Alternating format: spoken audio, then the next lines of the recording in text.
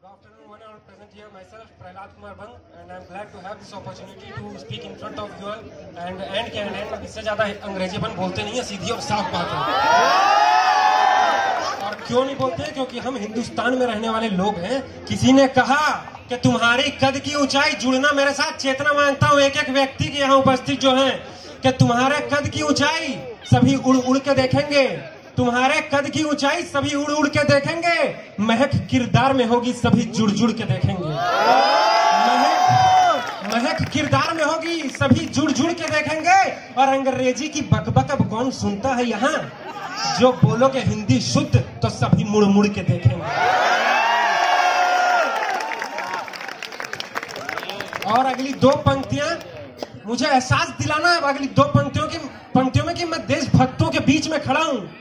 कि ना जाने आज की सबसे अच्छी पंक्ति पढ़ रहा हूं जो मैं आज कहने वाला हूं, सबसे अच्छी दो पंक्तियां पढ़ रहा हूं, चेतना मांगता हूं दोबारा कि ना जाने हमारी रक्षा करते करते वो कितनी दूर चला गया।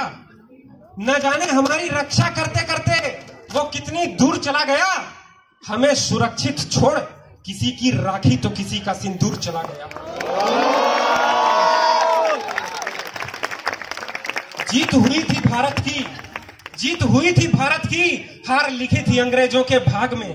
जीत हुई थी भारत की, हार लिखी थी अंग्रेजों के भाग में। सच कड़वा होता है पर तुम कहना उसे अपने राग में। काफी सुगंधित होता है पर कांटे होते हैं गुलाब में। कई चेहरे छिपे हैं इतिहास के पृष्ठों के कुछ भाग में।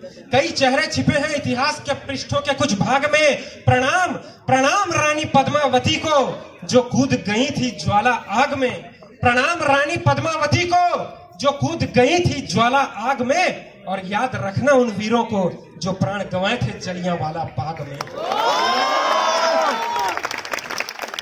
अभी जो परफॉर्मेंस हुआ था जिसमें भगत सिंह की जो दिखाई गई, मुझे अचानक से पंक्ति याद आ गई। मैंने कहीं लिखा चार पंक्तियां, कई जगह में कह दिया गया कि भगत सिंह आतंकवादी थे, कई किताबों में ये लिख दिया गया कि he was a revolutionary terrorist. तब कहता हूं कि भगत सिंह को आतंकी कहे, वीरता को उनकी भुला दिया। भगत सिंह को आतंकी कहे, वीरता को उनकी भुला दिया। अरे बापू संग नोटों पर होना था, उनको फांसी पर झुला दिया। बापू संग नोटों पर होना था, उनको फांसी पर झुला दिया। और भगत सिंह यदि आतंकी थे तो हम सब भी आतंकवादी हैं।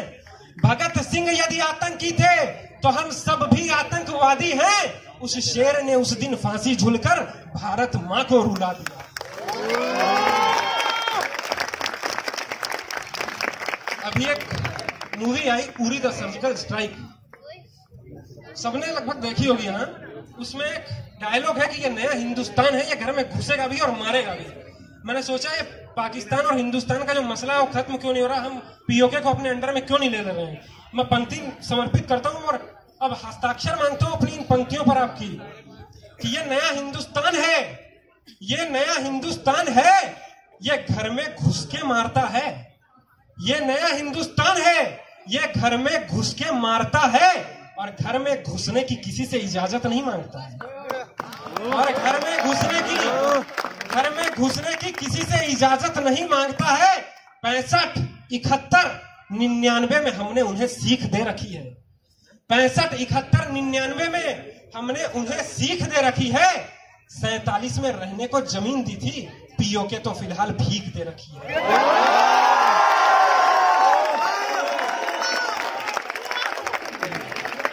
पीओके तो फिलहाल भीख दे रखी है। पिछले वर्ष हमारे देश में एक ऐसी घटना घट गई, दोबारा दोहराए हैं, एक नया इतिहास रचा नहीं पाए। इतिहास दोबारा दोहराए हैं, एक नया इतिहास रचा नहीं पाए। अरे निर्भया को तो खो बैठे, हम 8 वर्ष की बेटी बचा नहीं पाए। निर्भया को तो खो बैठे, हम 8 वर्ष की बेटी बचा नहीं पाए। खो गए सारे रिवाजें, पुरानी रीति खो गई हैं। खो गए सारे रिवाजें, पुरानी रीति खो गई हैं। बलात्कार जैसे घटिया शब्द में भी आज राजनीति हो गई है। बलात्कार जैसे घटिया शब्द में भी आज राजनीति हो गई है। और अंतिम दो पंक्तियां सारी नारी शक्ति को समर्पित करता हूं कि बलात्कार जैसे घटिया शब्द में भी आज राजनीति हो गई है। अरे लड़कियों, ऐसे दर्दनाक हादसों का अब तुम भार उठाना सीख लो।